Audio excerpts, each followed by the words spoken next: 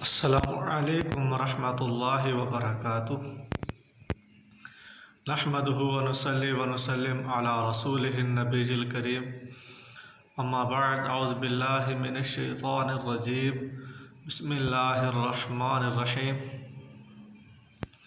ولا یغتب بعضکم بعضا ایحب احدکم ان یأکل لحم اخیہ میتا فکرہتموہ واتقوا اللہ ان اللہ تواب الرحیم۔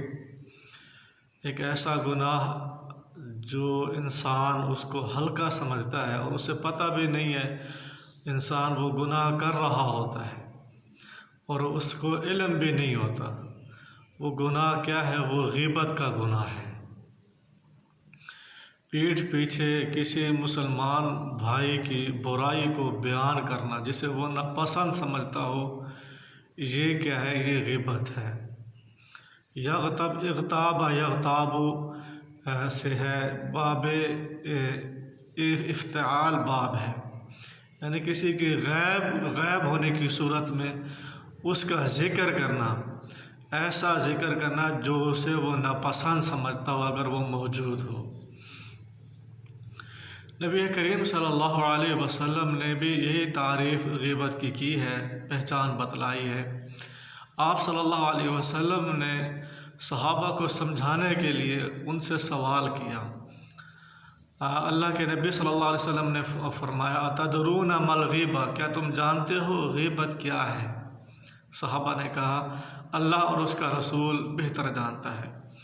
نبی کریم صلی اللہ علیہ وسلم نے فرمایا، ذکرک اخاک بما یکرہ، اپنے بھائی کا ذکر اس چیز کے ساتھ کرنا جو وہ اس کو ناپسند سمجھتا ہو، اس کو اچھا نہ سمجھتا ہو، ذکر کو اگر وہ موجود ہو۔ تو صحابہ نے پھر سوال کیا، پوچھا، اے اللہ کے نبی صلی اللہ علیہ وسلم، اگر اس کے اندر وہ خامی، وہ بری چیز اس کے اندر پائی جاتی ہو، پھر وہ کیا وہ بھی غیبت ہوگی؟ نبی کریم صلی اللہ علیہ وسلم نے فرمایا، اگر ہاں وہ چیز اس کے اندر پائی جاتی ہو اور اس کا تم ذکر کرو، وہ اس کو ناپسند سمجھے، وہ غیبت ہے۔ اگر اس کے اندر وہ چیز نہیں پائی جاتی، تم نے اپنے طرف سے گھڑ کے اس پر کیا ہے تہمت لگا دی، تو یہ بہتان ہے۔ یہ دونوں کیا ہے بہت بڑے گناہ ہیں۔ ایک کیا ہے جھوٹ بول کر کسی کے اوپر الزام لگا دینا، تو یہ بہتان ہے، اور غیبت یہ بھی کیا ہے بہت بڑا گناہ ہے۔ دونوں گناہوں سے اپنے آپ کو بچانا چاہیے۔ مسلمان کسے کہا جاتا ہے؟ نبی کریم صلی اللہ علیہ وسلم نے فرمایا، المسلم من سلم المسلمون من لسانہ و یدہ، مسلمان وہ ہے جس کے ہاتھ سے اور زبان سے دوسرا مسلمان محفوظ ہو، اس کو تکلیف نہ دی جائے، کہ وہ کسی دوسرے کو تکلیف نہ پہنچائے زبان کے ذریعے سے اور ہاتھ کے ذریعے سے۔ نبی کریم صلی اللہ علیہ وسلم نے یہ بھی ہمیں سبق دیا ہے کہ جب ہم بات کریں تو اچھی بات کریں یا خاموش رہ جائیں، کسی کا عیب بیان نہ کریں، کسی کے بارے میں برا نہ سوچیں۔ آپ صلی اللہ علیہ وسلم نے فرمایا، من کان یؤمن باللہ والیوم الآخر فلیقل خیرا او لیصمت، جو انسان اللہ تعالیٰ پر اور آخرت پر ایمان رکھتا ہے، اسے چاہیے کہ فلیقل خیرا، کہ وہ اچھی بات کہے، او لیصمت، یا وہ خاموش رہ جائے، کسی کے بارے میں بری بات نہ کرے۔ خاموش رہنا یہ بہتر ہے کسی کے عیب بیان کرنے سے۔ اللہ تبارک و تعالیٰ نے غیبت کو یہ بیان فرمایا کہ وہ کتنی ناپسندیدہ ہے۔ وَلَا يَغْتَبْ بَعْضُكُمْ بَعْضًا أَيُحِبُّ أَحَدُكُمْ أَن يَأْكُلَ لَحْمَ أَخِيهِ مَيْتًا فَكَرِهْتُمُوهُ، تم میں سے کوئی دوسرے کی غیبت نہ کرے۔ کیا تم پسند کرتے ہو کہ اپنے مردہ بھائی کا گوشت کھاؤ؟ تم اس کو ناپسند سمجھتے ہو۔ یعنی اگر آپ کے سامنے آپ کا کوئی بھائی مرا ہوا ہے کیا آپ اس مردہ بھائی کا گوشت کھانا پسند کرتے ہو؟ کتنی کراہت والی بات ہے۔ فطرت اس چیز کو پسند نہیں سمجھتی ہے۔ تو جب تم یہ ناپسند سمجھتے ہو کہ اپنے مسلمان بھائی مردہ بھائی کا گوشت کھاؤ، تو تمہیں غیبت کو بھی ناپسند سمجھنا چاہیے، اسی طرح ناپسند سمجھنا چاہیے، ان چیزوں سے بچنا چاہیے۔ آگے اللہ تعالیٰ نے فرمایا واتقوا اللہ، تم اللہ تعالیٰ سے ڈر جاؤ، ایسے گناہ سے اپنے آپ کو بچا لو۔ یہ گناہ تب آپ اس گناہ سے دور رہ سکتے ہو جب آپ کے دل میں اللہ تعالیٰ کا ڈر اور خوف ہوگا۔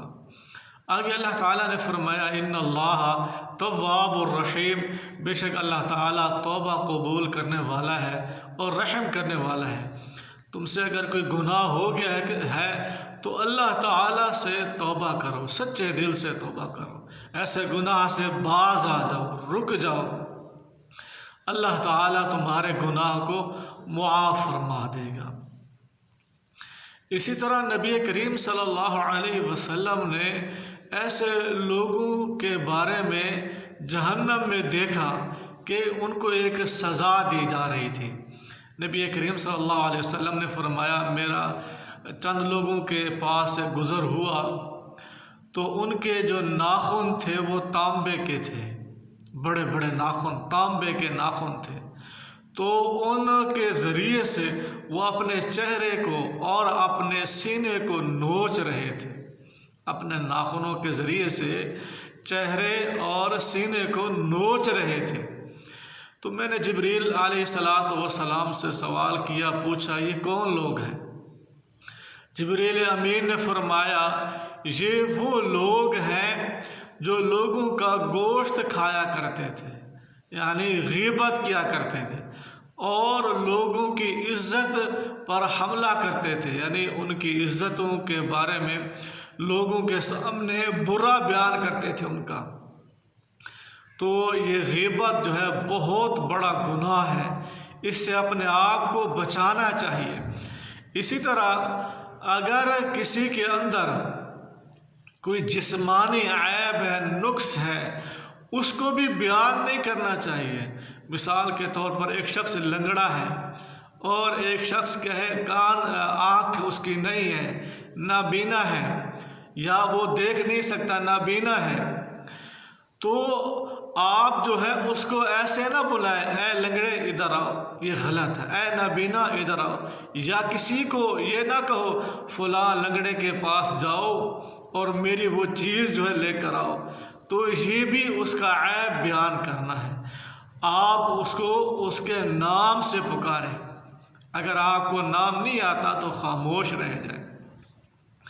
کسی کے بارے میں برے القاب بیان کرنا یہ غلط ہے، چاہے ان کا تعلق جو ہے جسم کے ساتھ ہو یا ان کا تعلق جو ہے ان کے نام کے ساتھ ہو، تو ہمیں چاہیے ہم ایسی چیزوں سے اپنے آپ کو بچائیں۔